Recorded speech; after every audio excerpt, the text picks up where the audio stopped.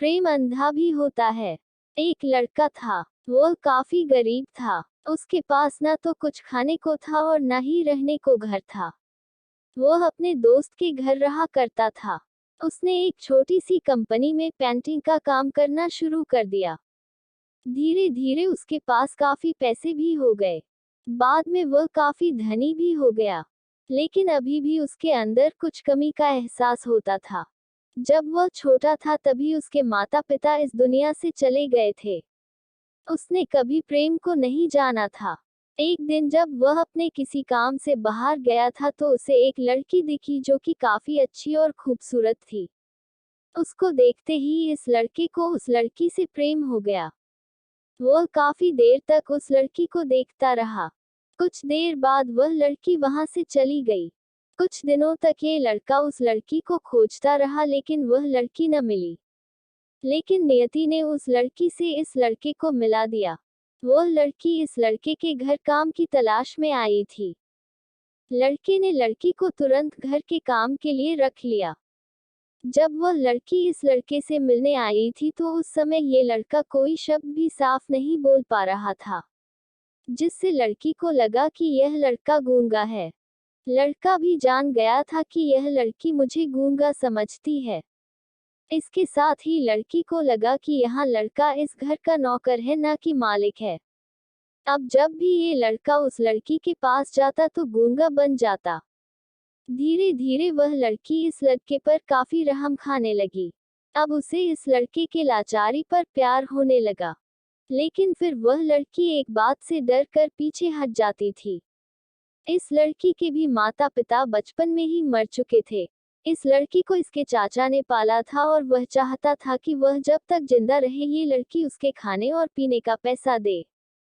लड़की का प्रेम हद से बाहर जाने लगा। लड़के के एक खांसी पर भी लड़की दौड़कर उस लड़के के पास पहुंच जाती थी। अब लड़का भी समझ गया कि इस लड़की को मुझसे प्रेम हो गया है। लड़का भी बहुत ज्यादा उस लड़की से प्रेम करता था। उसने पहले लड़की के बारे में सब कुछ पता किया। जब उसे सब पता चला तो उसे बहुत बुरा लगा क्योंकि उसने गूंगे होने का झूठ बोला था। अब वह दिन रात रोने लगा। लड़की अपने सैलरी में से लड़के की इलाज करवाने को कहती थी। एक दिन सुबह ही उस लड़की को पता चला कि वह लड़का हॉस्पिटल में भर्ती है। वह दौड़ते हुए जब हॉस्पिटल में पहुंची तो उसने देखा कि लड़का बेड पर बेहोश पड़ा है।